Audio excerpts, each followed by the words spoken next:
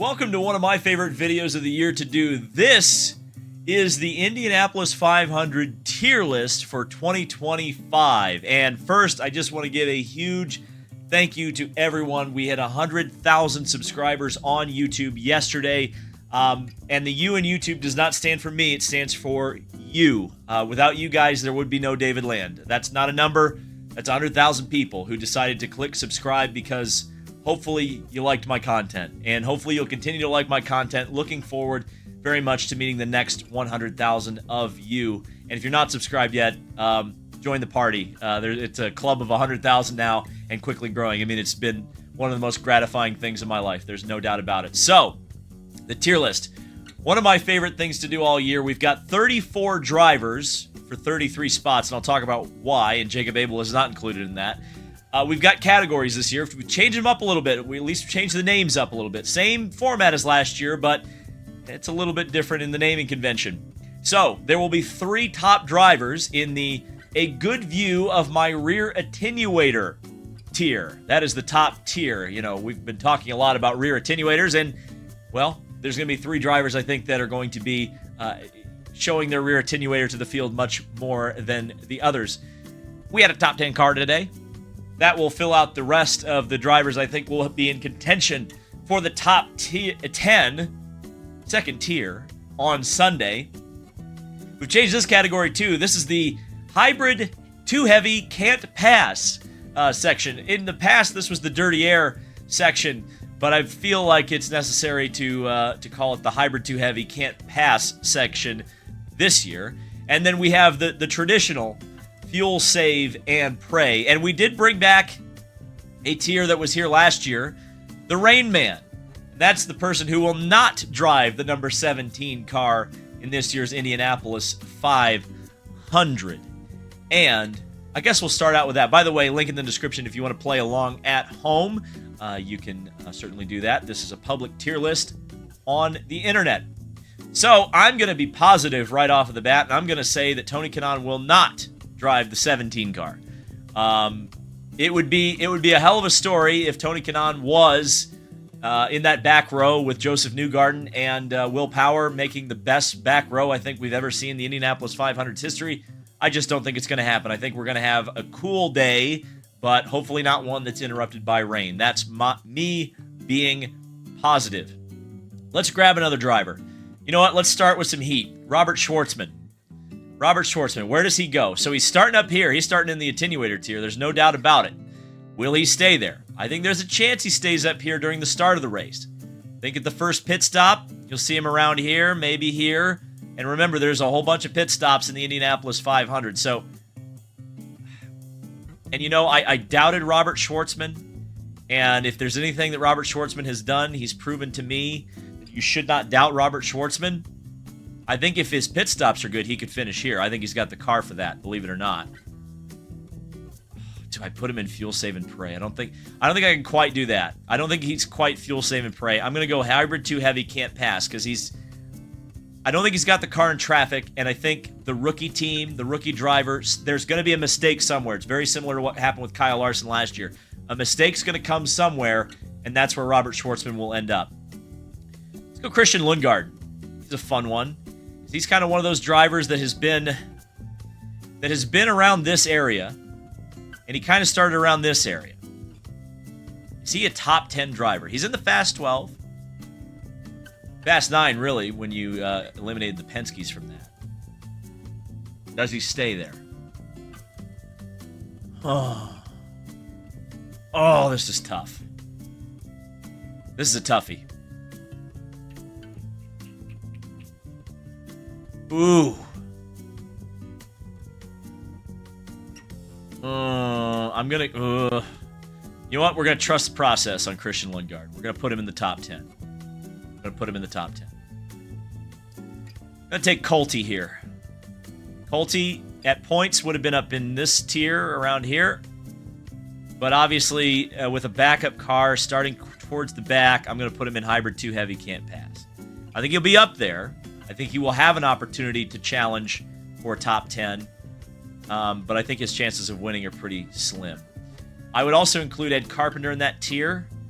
Because He'll knock on the door of the top 10, but I don't think he's going to be quite there. I think he's got one of the better cars he's had in a while at the Indy 500. Let's go with Big Renus, and unfortunately, Big Renus is our first entry into Fuel Save and Pray. That's nothing against Renus or his talents. That's just the reality of the situation with his car right now. And considering the strength of the rest of the field, it's going to be a very long day for Renus coming up from that back row. I would also throw Graham Rahal in here.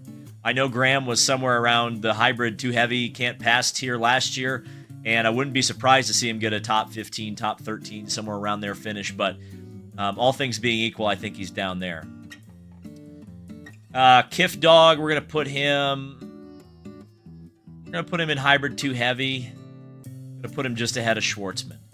He's got the experience from last year. Obviously, he already crashed the car once, so he's not going to want to do that. But old Kiff Dog, I mean, he's got a Ganassi car, and maybe by that logic, I should have put him in Fuel Save and Pray, but we're going to put him in hybrid too heavy for now. Captain Kirk, I think Captain Kirk's in hybrid too heavy. I think he's in hybrid too heavy. That's kind of rough. That's tough. But he hasn't proven that he's got the race car yet. I think he had one of the stronger cars, but something's fallen off. Something has fallen off the wagon there. Marco, Fuel Save and Pray. I'm going to put him, I'll put him behind Graham. Just haven't seen a lot from Marco. He complained about the engine being turned down, but when they allegedly turned the engine up, there still was no speed. So I think that's just where Marco is. And until I see anything that proves me otherwise on that, I've got to put him there. Let's get some top tier guys here. We're going to go with Scott McLaughlin. We're going to stick him right up in the top 10 car. Top 10 car for sure for Scott McLaughlin. Backup car. Obviously, the changes with the strategists affects this a little bit. Now, that didn't affect Team Penske too much last year, having to go with backup strategists. But Scotty's fast. Got a fast car. A little unproven. But he learned how to run at the front here last year. If they can kind of block out some of that controversy, I think Scotty's going to be there. I'm going to put Jack Harvey at the top of Fuel Save and Pray. I don't trust... It's not that I don't trust the Ryan Reinbold cars. It's not that I don't trust Jack Harvey. I just don't think that those cars are going to be able to move up through the field. Looks like they're fast if they can get out front, but the problem is they're starting in the 10th row, right? So I just... Yeah, it's going to be tough. It's going to be a tough one.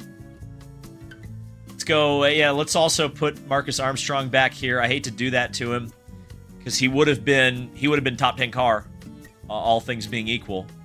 But they're not. He's in a street course car, and this is essentially his first Indy 500 after blowing the engine up early in last year's race. Let's put an easy one down on the board here. Alex Palogo's in a good view of my rear attenuator. There's absolutely no reason to think that he's not up there, and if you don't put him up there, you're absolutely nuts. I'm sorry. Winning 4 of the first 5, I don't care if he hasn't won on an oval. He's almost won the Indy 500 before. He's had the fastest car at the Indy 500 before. He looks very consistent. He's got the confidence. It doesn't matter if he's starting on the outside of the second row. He'll be there at the end. I absolutely believe that. I think a lot of people just forget his Saturday speed as well, 233 miles an hour. And when you look at what happened to the Team Penske team, then perhaps that means a little more than we think. Let's try to fill out some of the top 10 here. I am going to throw Alexander Rossi up into the top 10 because I think he is going to be there. I don't know if he's going to be able to race for the win. I wouldn't put it past him, but right now I think top 10 car for Alexander Rossi makes a lot of sense to me. Let's get into some controversy here. I'm gonna go ahead and put Will Power at the top of hybrid too heavy, can't pass. I think he's gonna move up through the field. I think he's gonna be about halfway through. I don't know if Will Power is really gonna be there at the end, at the front, challenging for the win, but I could see an 11th, 12th, 13th place finish for Will Power for sure. He didn't show me a lot last year when he did have a front-running car. Now tasked with coming from the back, and yes, he's pissed off. And yes, he has the race-winning strategist of last year, Jonathan Duguid, on his pit box.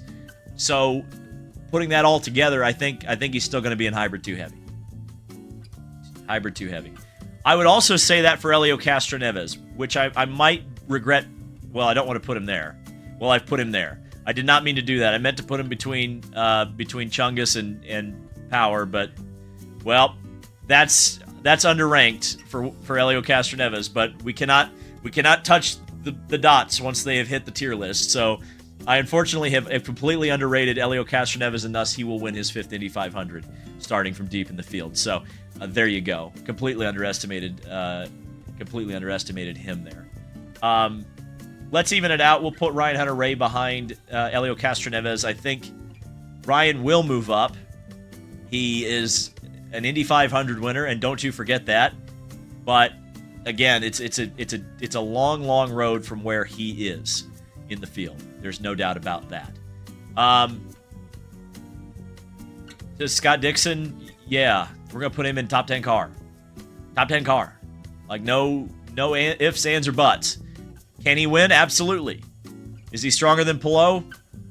He qualified better than Palou. That's worth something. It's worth something. And now we've got 5 spots left in the top 10. I've already filled 5 of the top 10 spots. That's crazy. How about another crazy hot take? I think Kyle Larson's in Fuel Save and Pray. I have not seen anything out of Kyle Larson this year that says he's going to contend for the win. I could be completely wrong. I like to think I know this race pretty well, though. I think his focus being on Charlotte rather than Indianapolis has shown a little bit. I think the McLarens have taken a step back this year, at least with 2 of their cars. I think one of them actually took a step up. We'll talk about that here in a second. That might be too much of a teaser. But, yeah, I think Larson goes in Fuel Save and Pray for this year. Also joining him in Fuel Save and Pray is Callum Ilott. He hasn't been as fast as Schwartzman. Starting deep in the field, he has been solid in the Indy 500. Led laps, been a top 10 finisher. But uphill battle for Prema as a not a one-off team, but a new team. That's going to be difficult. I would also put Nolan Siegel in that group. Not because I doubt Nolan's talent. I just think that he's going to take it easy, as he should. It's his first Indianapolis 500. So I think Nolan goes in Fuel Save and Pray. I'm going to put Stingray Robb in Hybrid 2 Heavy Can't Pass. Put him between, I guess we're putting him behind Helio.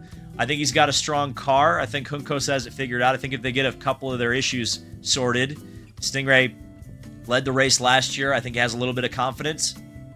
I don't think he's necessarily in fuel save territory, but I also don't think he's necessarily going to be charging through the field either.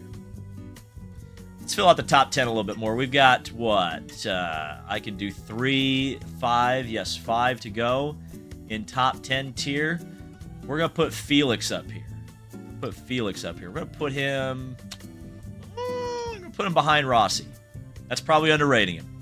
I think Felix is going to be in the top 10. Felix Rosenquist in the top 10. Looked really good starting in the second row. Hard to bet against him. I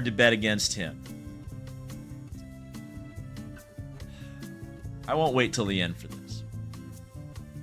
Joseph Newgarden. I have put him in this spot. This very spot. Put him essentially fourth the last 2 years. He's won the race. He's starting here. He's starting the race here.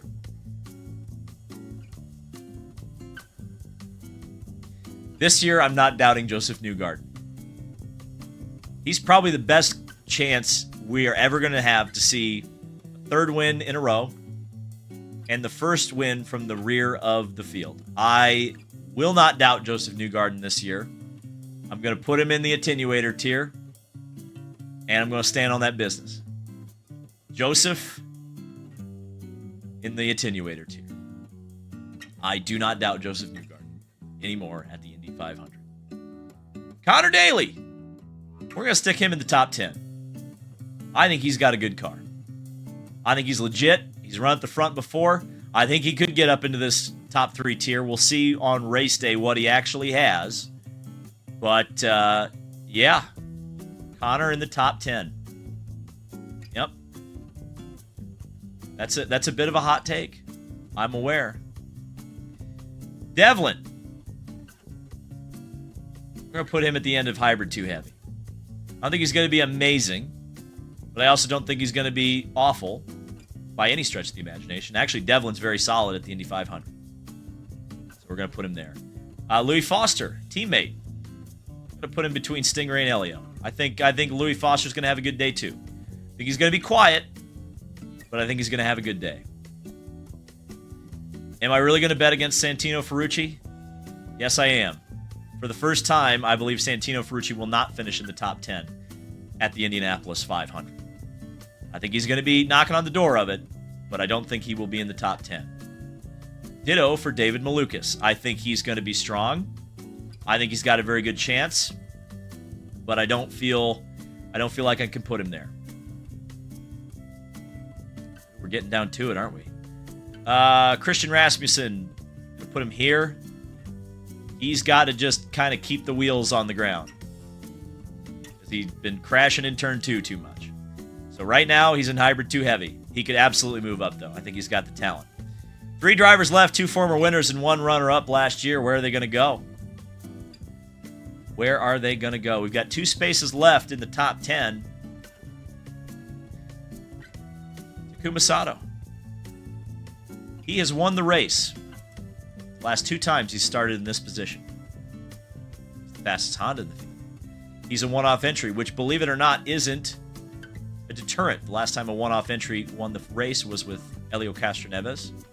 He would be the oldest winner in history. He would be a 3-time winner. He would get to celebrate his 500 that he did not get to celebrate in 2020 with the fans. But I'm going to put him in top 10 car. I think Sato is going to absolutely be a factor. Absolutely be a factor.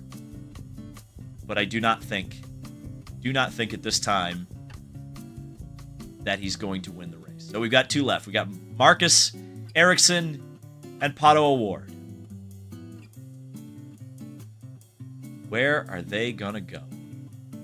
Can't put him in top 10 car. We filled that. There's 7 drivers in there. So it's either Attenuator or somewhere in here. Marcus Ericsson. He's got a purple car. But I also didn't rank Connor up there, did too. I think he goes here. Marcus Ericsson goes here. Hybrid 2 Heavy can't pass. I just don't trust the Andretti cars right now. They've kind of fallen off. We'll see. Maybe the cool conditions will help them. But there's 1 driver left on the board. It's Pato O'Ward. And I have a very hard time. It's not even going to let me do this. The tier list is not going to let me do it, so we're going to have to put him second. I'm so sorry, Pato. The tier list doesn't doubt Alex Palou. That's frightening. But Pato O'Ward, I believe, absolutely has a monumental chance to win the Indianapolis 500. Last year, his car was not good. He finished second. Came up short by 2 corners. He starts on the front row this year. He's got a chip on his shoulder. He's lost this race in every way he could do it. He could be too conservative, too aggressive. He did everything right last year. He didn't have the car. He's got the car this year. He knows how to do it right. I think Pato O'Ward has a very good shot at winning his first Indianapolis 500 from the inside of the first row. So there it is. That's the tier list. What do you think? Can't wait for Carb Day. Can't wait for Race Day. Can't wait for the Indy 500 preview. Thank you guys again for 100,000 subscribers. I hope you've enjoyed this video. If you did, leave a like on it, and we'll see you in the next video.